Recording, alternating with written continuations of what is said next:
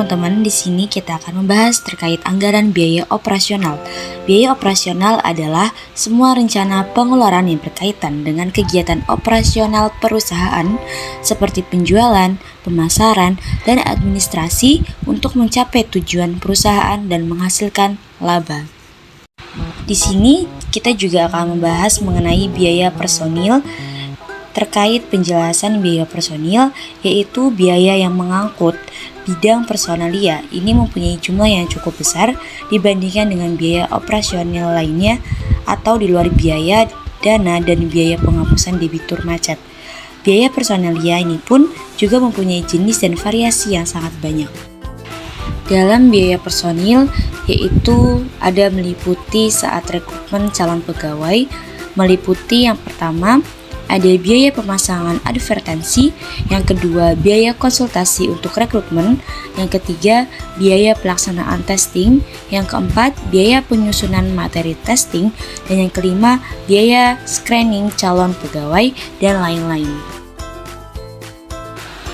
Pada biaya personil juga membahas terkait masa probation, meliputi yang pertama biaya pendidikan dan pelatihan, yang kedua biaya on the job training, yang ketiga biaya akomodasi selama pendidikan, yang keempat biaya material untuk pendidikan latihan, dan yang kelima biaya pengangkatan pegawai.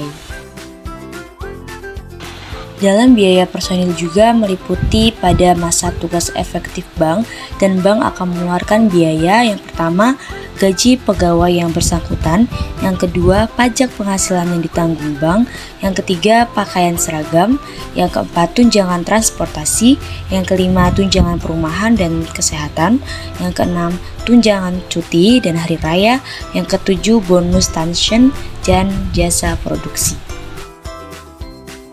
Dalam biaya personil juga akan mengeluarkan biaya terkait pada masa pensiun, yaitu yang pertama gaji pensiun bulanan, yang kedua pembayaran tunjangan hari tua, yang ketiga biaya perawatan kesehatan, yang keempat asuransi kesehatan, dan yang kelima tunjangan rumah tangga dan lain-lain.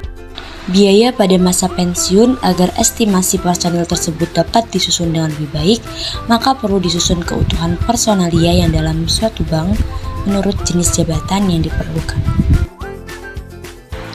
Kesimpulan dari materi kita kali ini adalah selain daripada jenis-jenis imbalan kompensasi, gaji, fringe benefit yang dibayarkan dari bank kepada para pegawainya, yang juga dibedakan menurut ranking, kepangkatan, tingkat jabatan yang ada. Nah, semakin tinggi ranking dan tingkat jabatan seseorang akan menikmati imbalan yang semakin besar dan semakin lengkap. Hal ini kiranya wajar sebab gaji dan imbalan lainnya kepada pegawai pejabat kerja dipakai sebagai alat untuk memacu performance yang lebih baik, serta memberikan ketenangan kerja agar para pegawai dan pejabat bank dapat mencurahkan perhatian dan tenaganya untuk menyelesaikan tugas operasional sehari-hari. Di samping itu, dengan penghasilan yang cukup diharapkan, pegawai bank mempunyai moral kerja yang tinggi, sehingga penyalahgunaan wewenang diharapkan dapat ditekan seminim mungkin. Oke teman-teman, sekian materi kita kali ini. Terima kasih sudah mendengarkan dan mohon maaf jika ada kesalahan kata atau penulisan. Saya Ayu Nurjana pamit undur diri. Assalamualaikum warahmatullahi wabarakatuh.